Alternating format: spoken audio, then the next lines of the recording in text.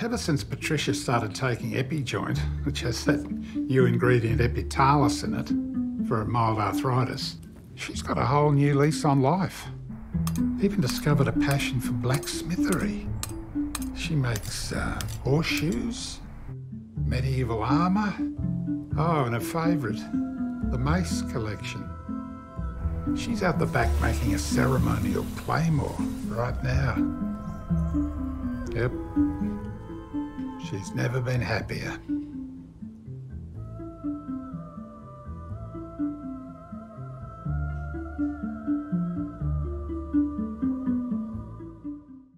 Good evening, everybody. Thank you so much for joining us for tonight's webinar, and welcome. My name is Kay and I'm part of the Musculoskeletal Health Australia team, and I'll be taking you through the webinar this evening. On behalf of Musculoskeletal Health Australia, our organisation would like to acknowledge the traditional owners of all the lands which we are joining the webinar from this evening, together with their continuing relationship to the lands and waterways, and we pay our respects to all elders and welcome any Aboriginal and Torres Strait Islander peoples that are joining us today. So before we get started, some quick housekeeping. We will have the chat and Q&A open, so if you have any questions, please feel free to put them in the chat and we will do our best to get through them all when we get to the Q&A part of the session. But also this evening's topic, if it does raise any questions or concerns, please make sure that you give us a call on our helpline, which is 1-800-263-265. It's a free service, so please contact us for information and support. So tonight's topic is looking at the importance of flexible work arrangements for workers and their rights to ask for them.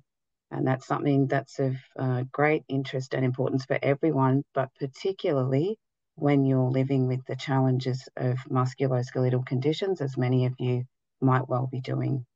And so we're very grateful tonight to have the expertise and insights of Employment Special Counsel Jessica Dawson-Field, who is based in Maurice Blackburn's Melbourne office and is generously supporting us again, having presented for us on employment issues previously.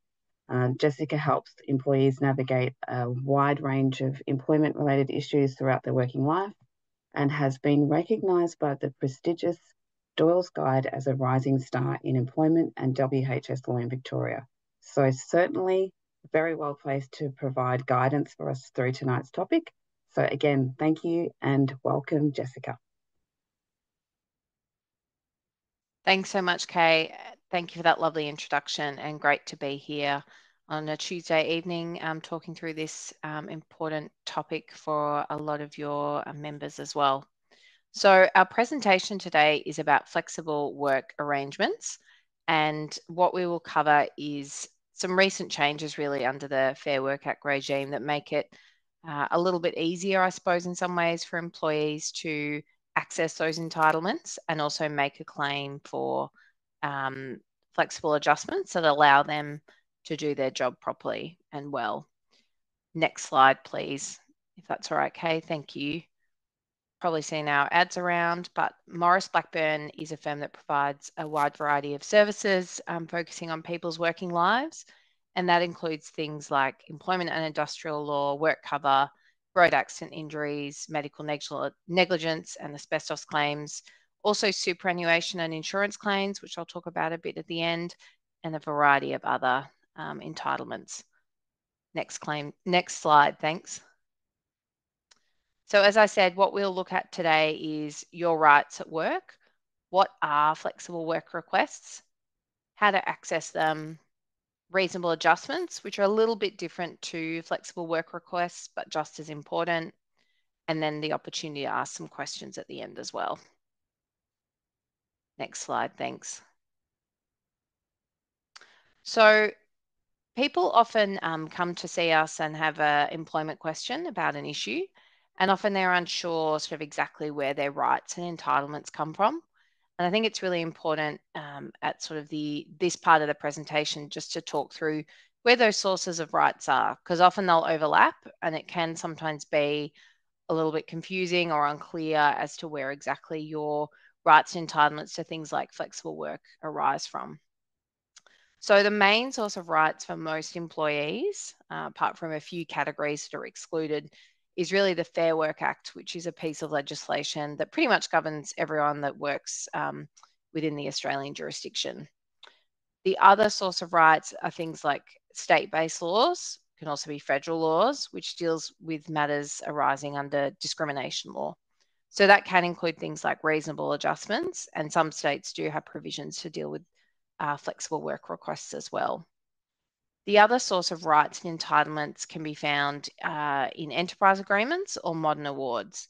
And most people's employment is usually covered, well, a lot of people's employment is covered by a modern award, and some employees are covered by an enterprise agreement. And sometimes they themselves can have provision to deal with flexible work, but they shouldn't be inconsistent with your rights under the Fair Work Act. There's also individual employment contracts, which is just between you and the employer. And sometimes they will have entitlements and rights that might not exist elsewhere. And the last source of rights really is workers' compensation, which is where if you're injured at work or if your condition worsens because of your work, you might be entitled to make a claim for compensation. Next slide, thank you. So I thought it would be helpful just to go through, before we get into the nitty-gritty, about how to ask for reasonable adjustments or make a flexible work request, to look really at what the benefits are, not just for the individual, but also for the employer. Because often this can be a helpful way to show an employer that you can see the benefit in some provisions that allow you to work to your best.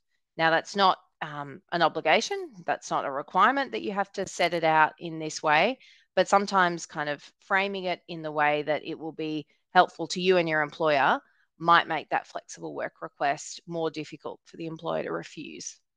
So some of the benefits are pretty clear. It's things like increasing productivity and reducing cost, attracting talent and retaining employees, increasing satisfaction and engagement so people stay in the workplace, supporting workforce participation, supporting parents and carers, because it's not just people living with a disability who are entitled to make a flexible work request, but certainly it does support employees with a disability, and enhancing employee mental health and well-being.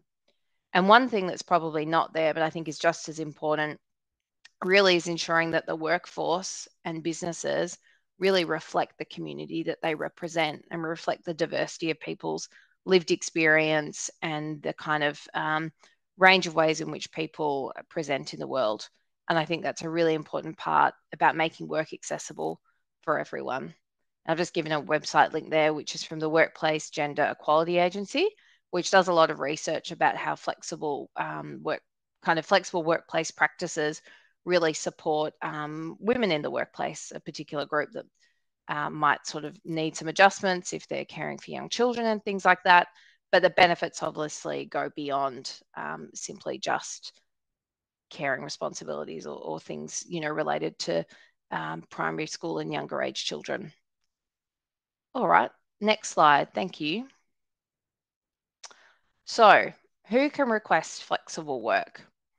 There were some recent changes in the Fair Work Act, which really solidified the employee's rights to make these requests, and also set out a process by which these requests can be made. So Section 65 of the Fair Work Act sets out that full-time and part-time employees can request flexible work arrangements if they've worked with the same employer for at least 12 months and they meet one of the following criteria. And I've listed all the criteria there. Not all of those will apply to you, perhaps, and not all of those, might be relevant. But the key one, obviously, that we'll focus on is this kind of category in relation to a worker being a person with disability. Now, the important aspect of this sort of category, if you like, is that you need to show that your request to change your work practices, and we'll talk about what the request can actually detail, but that request must show that the change to work is because of the circumstance. So it's because of the fact that you're a person living with a disability. So you couldn't simply make a request, on the basis that you're a person with a disability, that you want to work 9 to 3 without showing what we call a nexus or a connection between the category that you might be entitled to make the claim under and the type of request that you're making. And what we might talk about later is how your treater or your treating team might be able to support you to make that request by providing sufficient evidence to really establish that what you're asking for is connected and relevant. Next slide, thanks. So it's not just full-time employees that can make this request. Casual employees might also be able to do so. So casual employees can request flexible work arrangements if they meet a couple of criteria. So first, they have to be working for the same employer regularly and systematically for at least 12 months.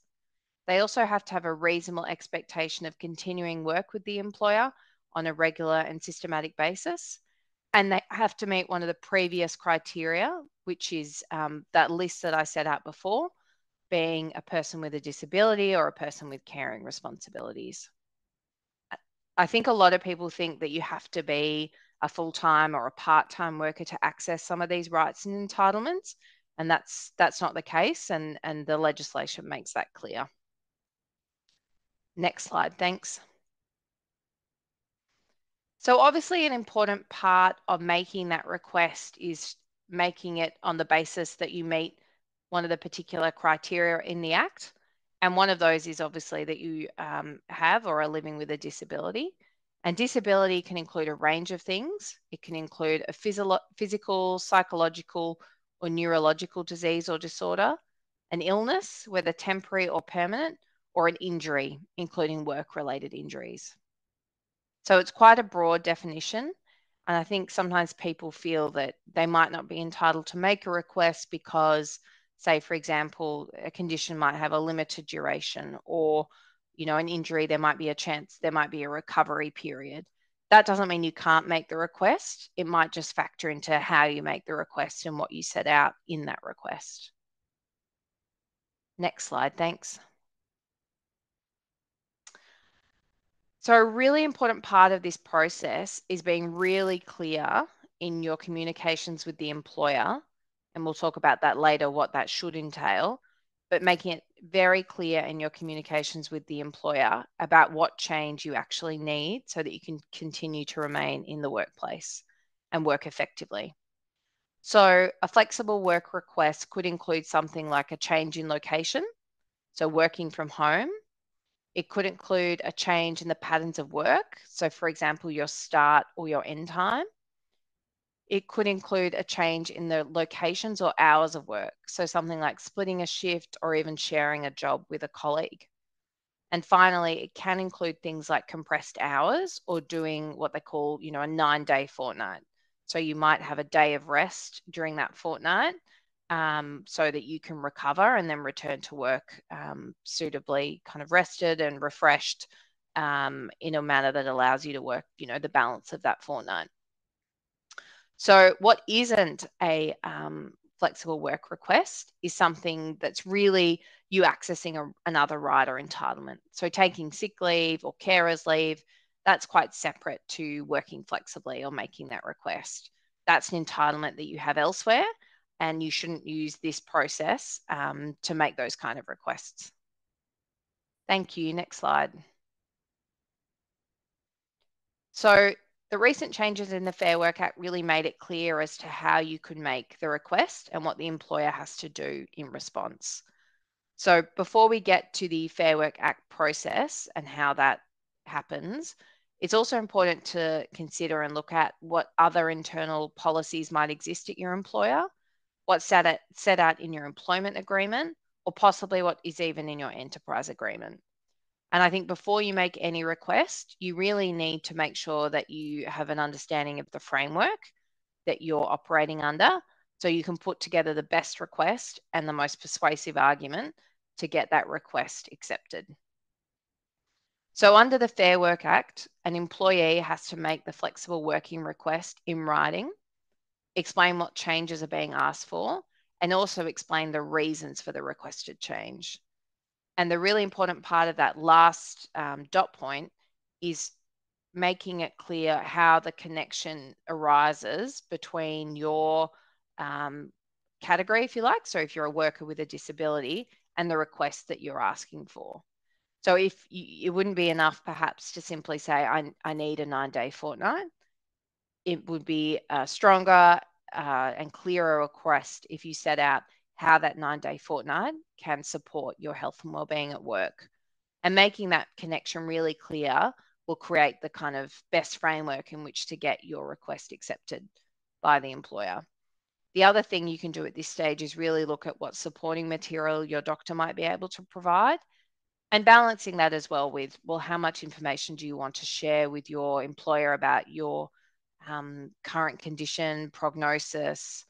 Obviously, unless your condition impacts your ability to do your job, there's no requirement for you to share medical information directly with the employer unless it impacts, as I say, your ability to do the job or your health and safety at work, or someone else's, like a colleague or peer's health and safety at work. Apart from that, there's no, requirement for that information to be shared. But once you're in this process of making a request for flexible work, that kind of creates this necessity to share a little bit about your situation so that you can make the request. Because, and I'll talk to this in a little bit, there's been a few cases in the Fair Work Commission where an employee has had a request refused, gone to the Fair Work Commission to have that decision overturned, if you like. And the Commission has found that because there wasn't sufficient evidence about the connection between the reasons for the request and the condition, that claim really failed because it didn't establish that the request was required because of that person's condition or because of that person's care and responsibility. So it really goes to a bit of a balancing act and a bit of an assessment about what you're comfortable sharing. The more information you can provide might support the flexible work request, but you also just want to be sure that you're not sharing any information that causes you concern or makes you, worried about what the employer has. Because once you share that information, you can't necessarily unshare it, and it's on the record. Now, obviously, there's a range of protections, which means that the employer shouldn't take action against you for sharing that information or providing information about your health, but you just need to balance it. And you just need to make sure, the request is really clear about why you need the adjustments and doesn't create a situation where you're putting evidence on that might suggest, for example, you can't do the job. And that's a really important part of this process, because by making this request, you don't want to create sort of another situation where you've given them information that suggests, well, you can't, work 5 days a week anymore. You should really work 4. And they say, for example, well, you were hired for 5 days and that's an inherent requirement of your job. And the way that the disability discrimination is framed, and I talked about this in a previous presentation I gave to musculoskeletal health, sometimes employers are entitled to discriminate against workers if they can't meet what they call the inherent requirements of the role. So the really fundamental core requirements of the position. And all of this to say, think carefully about what you share and frame it under the banner of the flexible work request. This shouldn't put you off making the request. It's a really important right. It's a really important entitlement. The employer should take it seriously. But just when you're thinking about how to frame it, have that in your back of your mind. Well, how much information to put forward? What kind of letters of support might I provide from treaters? Am I framing it to show that I'm willing, able, and fit to do the role? But I just need some adjustments around the edges in terms of working, hours or places of work, things like that. Thank you. Next slide. So the new process under the Fair Work Act really built a timeline in. I think previously there was a reluctance from employers sometimes to engage with these requests quickly. Now there's actually a time limit, so they have to respond in writing to a written request within 21 days. And the response itself from the employer has to include whether the request is approved or refused. So it must say that clearly. And employers and employees can agree to a different working arrangement than what was originally requested. So employers must agree within 21 days if there's an adjustment. So, for example, you might say to the employer, look, for reasons related to my disability, I'm unable, or I would request a working arrangement that allows me to finish at 3 o'clock on a Thursday so that I can rest and recover or attend a physio appointment. And this is supported by my treating team. If then the employer comes back and says, well, actually 3 o'clock on a Thursday is our team meeting, how about 2 o'clock on a Tuesday? And if you reach an agreement over that, then that must be completed within the 21 days of the request. Thank you. Next slide. So an employer can refuse a request. They can only refuse on what's called reasonable business grounds, and we'll talk about that in a moment. And they can only do so if they have discussed, they've actually had a meeting, so they've discussed the request with the employee and generally tried to reach an agreement on alternative arrangements to accommodate the circumstances. And they've also considered the consequences for refusing the employee's request. So there's a few elements to that. One is that the employer has to have reached a view that they have reasonable business grounds to reject it. Then they have to have spoken to you, the employee, and tried to reach agreement on any alternatives that might be available. So I gave that one before about the Thursday at 3 o'clock or the Tuesday at 2 o'clock. And also that they've considered the consequences. And that's a new requirement. And I think that's a really important one because it asks the employer really to put themselves in the employee's shoes, if you like, and to think about what the impact is on the individual if this request is refused. And to consider that sort of, on an individual level. Thank you. Next slide. So as we said, one of the requirements of a refusal by an employer is that they have to reach an assessment about reasonable business grounds. So it can include things like the arrangements are too costly. So for example, if there was a request for flexible work which said, I, can't work Thursday and Friday, and perhaps that request would mean that someone else had to be hired, and that was great expense to the business, that might be a reasonable business ground to reject a request. Obviously, each kind of request and each employer is its own set of circumstances and facts. So, in one business that might be reasonable, but in another business that might not be. And I think that's really important is that, one employee asking for flexible work arrangements in one business might be acceptable, but because of the way a business is structured elsewhere, might make it more difficult. And often we see in, for example, discrimination law that the courts might put a higher expectation on bigger businesses that have more resources and can kind of make adjustments as opposed to maybe a smaller business where those adjustments are more costly and more difficult.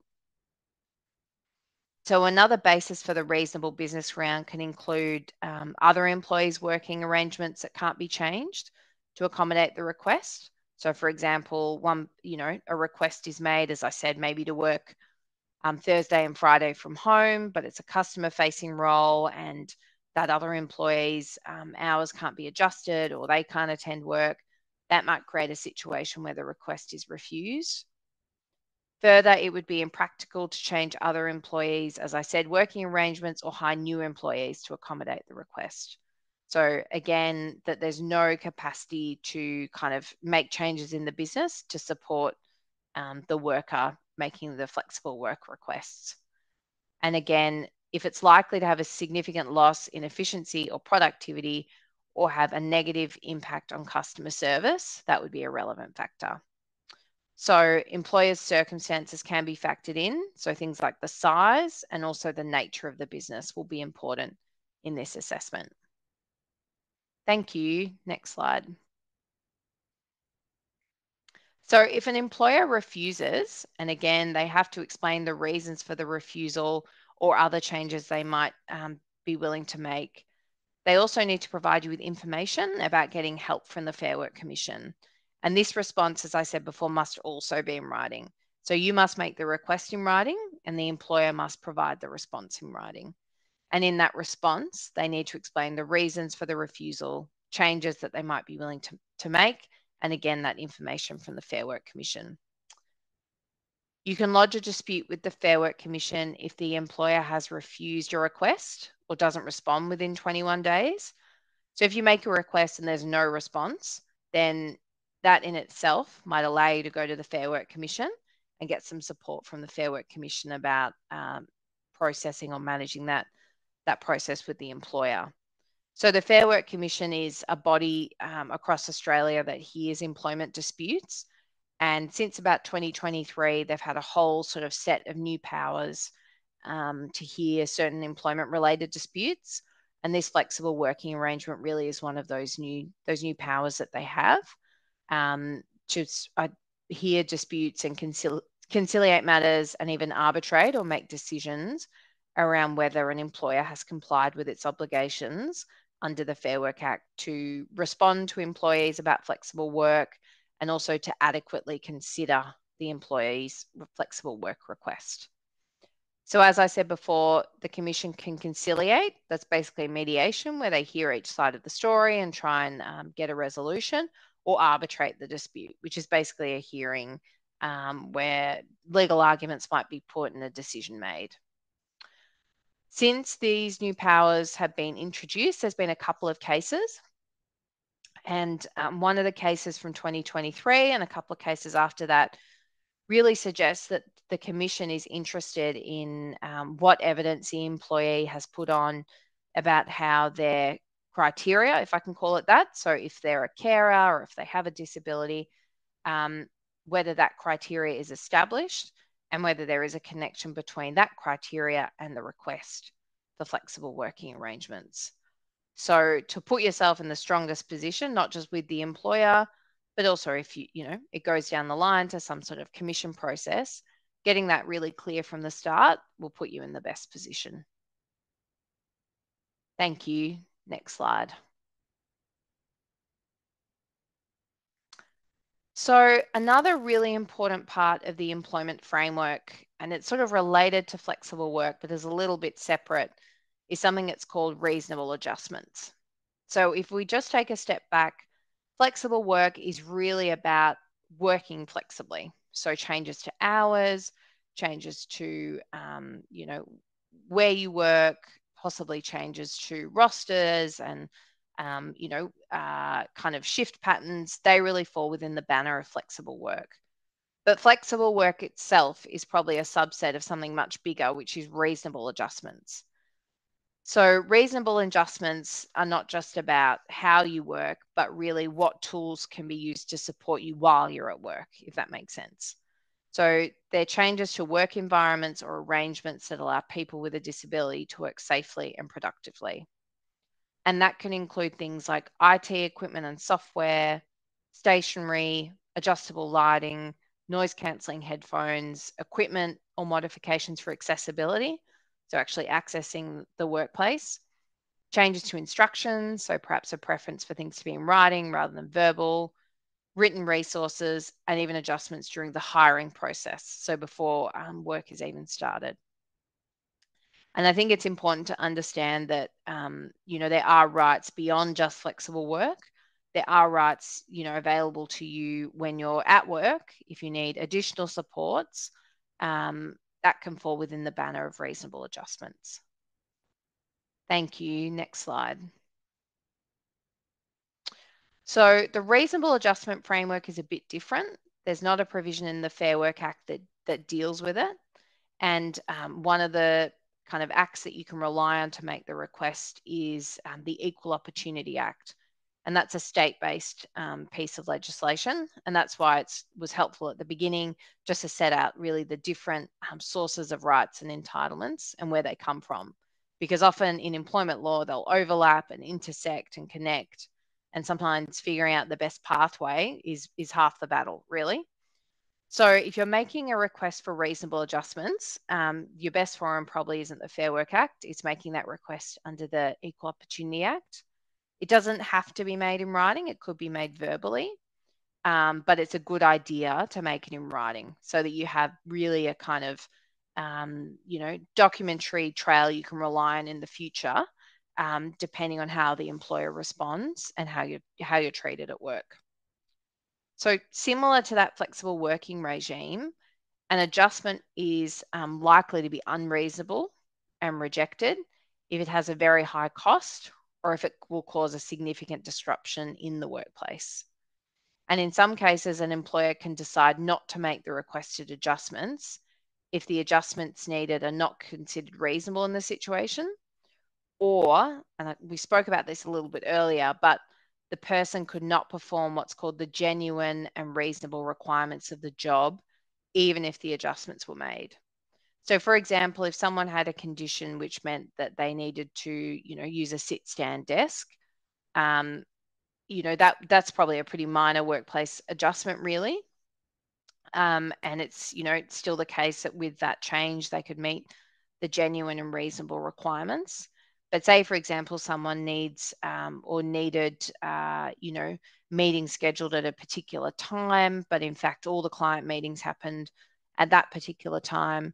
If they couldn't do, the core meetings and the core requirements, that might give rise to a suggestion that they couldn't do those genuine and reasonable requirements of the role. And that's, I guess, a basis on which the employer might say, well, even with these adjustments, if you can't actually do the role, it might be a basis to sort of end the employment. So, employers are allowed to end employment if someone cannot do the genuine and reasonable requirements of the position. But often there's a way to sort of navigate through that and present supportive medical evidence and, have a discussion with the employer about what are the kind of core functions of the job, what's really sort of essential and what's sort of not as essential, and work through those issues. But certainly there is capacity for employers to end employment if you can't do the core functions of the role. Thank you. So another really important aspect, and I think it intersects with that request for flexible work, is certainly your entitlement to leave and other types of claims that might be available. So most people know about sort of work cover. If your injury is caused by work or worsened by work, there might be capacity to make a claim there. Then there's things like personal leave entitlement, so you're sick, your carer's leave. Accessing those aren't obviously requests for flexible work, but they're another source of rights and entitlements. And certainly there is a protection in the Fair Work Act to say that someone can't be dismissed for taking leave within the meaning of the regulations. And usually that's sort of a 3-month, a paid period of 3 months leave. It does depend on certain circumstances, but, certainly an employer shouldn't be taking action against you because you're accessing your leave entitlements if it's within that time frame. Thank you. Next slide. So another thing that's really important to consider, beyond the employment space is sort of access to other rights and entitlements. So we've talked a bit about leave, we've talked a bit about work cover. You might also have entitlements through an insurance policy that your superannuation fund maintains. And people often think, well, I don't pay for this extra insurance, I don't have it. Most or a lot of superannuation funds take this out as on behalf of a group of workers that put their money into super, and it can provide access to things like income protection, which is monthly payments while you're unable to work or even perform key tasks of your role due to injury or illness, or even TPD insurance, which provides a lump sum benefit if you're considered unlikely to ever be able to engage in work due to an illness or injury. Now, that doesn't mean you can't do any work. Depending on the wording in the policy, the insurance policy, it can be limited to just work that you're reasonably suited to, looking at your education, training, and experience. So it's a good idea to get advice on these issues, and I've popped some details in there if that's of interest. Thank you. All right, well, some time for questions. Appreciate that's a lot of information, and we've covered quite a few different scenarios. And I understand this presentation will be available online as well. So a bit later, but very happy to take some questions. Thanks so much, Jessica, for that presentation. Yeah, as you said, definitely a bit of food for thought there, and certainly highlights the complexity, because I guess everybody's conditions and the way that they're impacted is very individual. So just being able to navigate that does require a little bit of assistance and effort. So yeah, we're really grateful for the information that you've given us this evening, and certainly this will be available as a recording after the session for people to access for free later on. We do have some time for some questions, so if you have any questions, please pop them in the chat and we'll do our best to get through them. But a couple that we would like to work through if we can with you, Jessica. So what sort of words do we, or phrasing do we use when we're sort of making these kinds of requests around flexible work, or even reasonable adjustments? Because I guess we want to try our best to get it right the first time and get the best outcome with our employer. So have you got any advice or guidance that you can give us on that? Yeah, definitely. And I think you're absolutely right. It's really important to get it right the first time, and build your case kind of as strongly as you can for the kind of first letter that you might send, or the first email that you might send setting out your request. I think making it really clear that you've considered it carefully, and that you consider what you're requesting is, reasonable for the reasons, that you might set out in the letter, being a bit of a summary about, your kind of situation, and noting that everyone's health and, medical situation is different. So providing a little bit of detail about that. Perhaps a reflection, it's not required, but perhaps a reflection about how you think that can be managed within the organisation or within the business. I think that's helpful sometimes. Yeah. And then also setting out, I think it's helpful to say, like, a commitment to your role, how much you enjoy work, how important it is for your health and well-being. None of these are necessarily required, apart from showing really that connection between your condition and the request. But I think it really helps to build a strong case, to kind of push the employer to make the right decision. And I think if you've had a long history of employment with the company, you should explain that too, and your achievements, if you want to go into that sort of detail. But, the really important bit is, I think, to provide a bit of a reflection about how these adjustments will really support and assist you, and benefit the organisation. Because I think the flip side is often, there's a lot about kind of how hard it is on businesses sometimes, but I think it needs to be understood as well that this is a benefit to everyone if people remain in the workforce, and contribute, and are supported as much as possible, because there's just, so many kind of ways in which employment benefits everyone. And I think, reflecting on that in your first letter, I think can be helpful. I think the other thing is just not to make it too long. Sometimes employers get a bit overwhelmed if it's, 4 or 5 pages. I think keep it to, 1 page, a couple of paragraphs. And, if you think it's appropriate, or you want to provide a letter of support from your doctor, pop that in, noting that you don't need to provide heaps and heaps of medical information. It's really just enough to establish that this might be, beneficial to you, or this would be beneficial to you. And you might even talk to your treating team or your treater about, look, this is a request I'm going to make. What do you think? Because often treaters themselves come up with ideas about, the way work can be managed, better for people. And making sure you're kind of backing up your request with evidence and, letters of support or anything like that is helpful for sure. Yeah, that's great. Thank you. And I guess just building on that, another question that we have is we want to be a positive contributor to our employment, or be able to, have employment that allows us to do that. But sometimes the conditions that we're challenged by can make that difficult for us from an emotional or mental health perspective. So if we're feeling a little bit concerned or afraid about sort of starting this process and how we're going to be able to navigate through it, have you got any advice, or from your experience in managing these types of requests, what we can do, or places that we can maybe confidentially get some support if we don't feel comfortable sort of having a discussion with our employer initially? Yeah, absolutely. And I think it is, and it can be very overwhelming to have to go to your employer with sort of quite like vulnerable information. Often people have managed in the workplace a long time without asking for any adjustments or arrangements. And as conditions worsen, I think it can be very challenging to realize that you do need perhaps, adjustments, and that can really have an impact on people's health and well-being and mental health. I think there's sort of different places for support. So obviously friends and family, some psychological support can be really good to make sure you're in the best position to kind of make the request and deal with any response.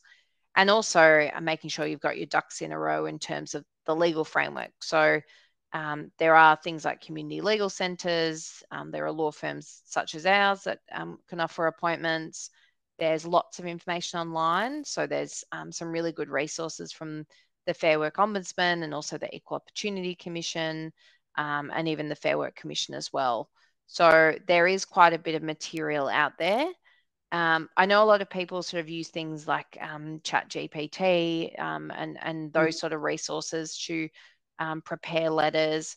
I think just be really mindful that that itself can have errors, and you want to check that your request matches up with what you need to provide under the legal framework, because you don't want to have a request denied just because you haven't, for example, set out that your connection between your injury and your request, things like that. Yeah, that's great. Thank you. So another question we have is around the actual process itself. So we've documented everything, we've discussed with the employer, and then they've refused our request. So I guess, how do we navigate that if we want to try and work things out, even though we've had a refusal? Is it that we go to Fair Work straight away, or do we try and negotiate within the HR department if we have one? What's sort of some options that we might have in that situation? Yeah. So I think making sure that I think first making sure that the employer, before they've refused, they should have met with you and had a discussion about, why the refusal is going to be rejected.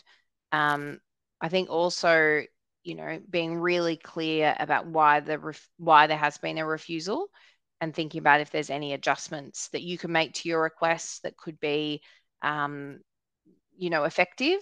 Being open-minded, I think, can be good. But obviously, if it's what's proposed is so different to what you've asked for, you also need to be, I suppose, comfortable and confident if it's not going to work.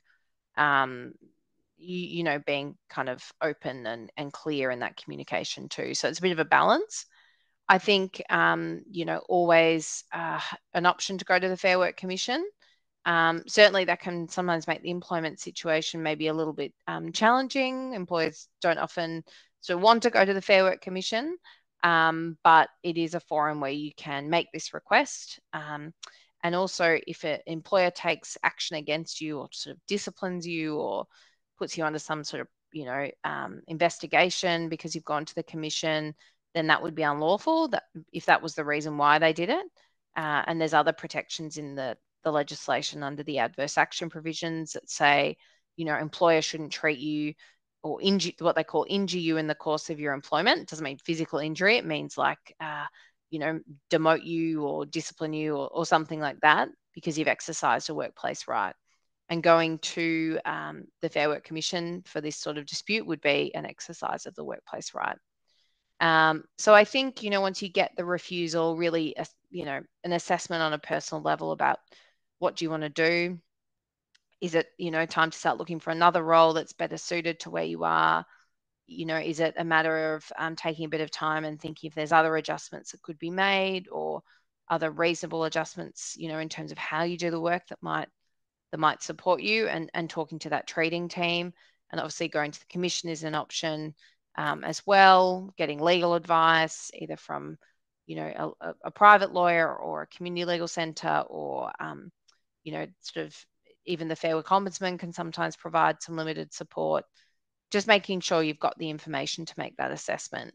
And I think, you know, on a personal level, it can be very disheartening to get any sort of, you know, rejection in work. And I think, you know, making sure you're getting the right psychological support to process that as well is really important.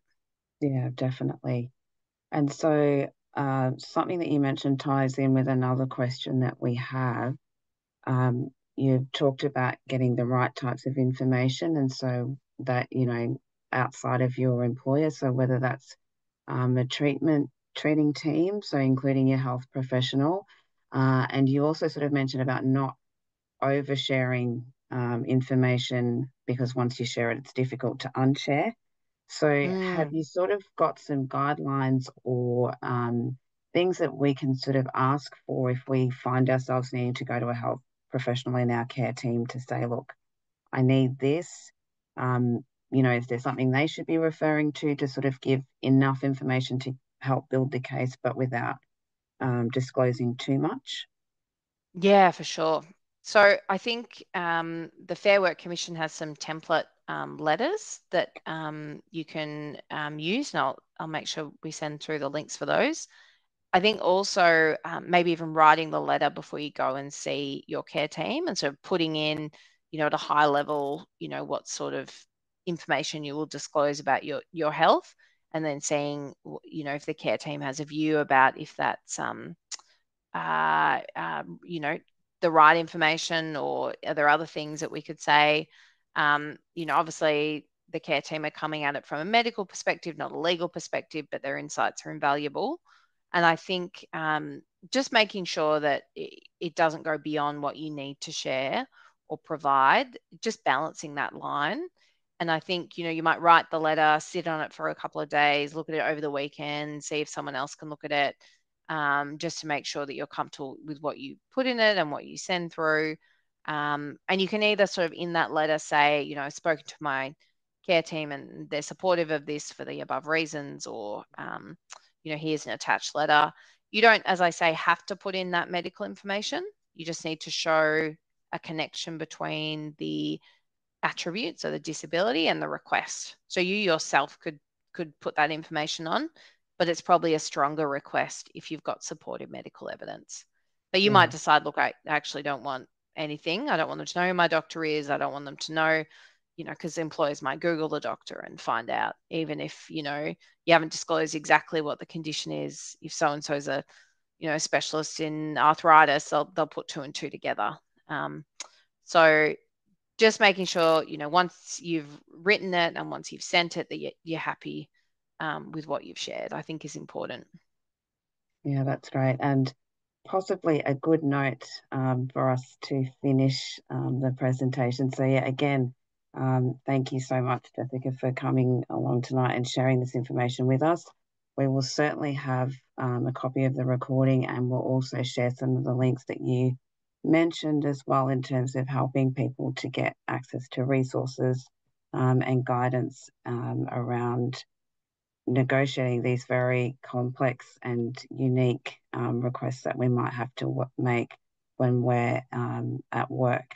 So yeah, thank you everybody. Next week we have another webinar scheduled as part of our Musculoskeletal Health Awareness Month series, which is discussing the link between heart disease and arthritis. So some very interesting and exciting research that will be shared from us by a researcher at Monash Uni. So please come along to that as well. And just before we wrap up, we also want to let everybody know about our big event that's coming up on the 26th of October. Hopefully you can see that on the screen. So that's the world's biggest sit-in. It's our world record attempt for the biggest chair-based 30-minute exercise class. And it's to support all the people that we work with in our community that are challenged by musculoskeletal disease. So it's a free event. We need 1,000 people at least. So we want as many of you to come down to Ripponlea or join us virtually on Zoom if you can, if you can't make it. So yeah, the QR code is there. Scan or visit our website. And please, yeah, if you're able to join us, we would love to have you there as well. So on that note, thanks again, Jessica. Thank you for everybody coming along, and we can't wait to see you at the next webinar. Take care and enjoy the rest of your evening. Thank you.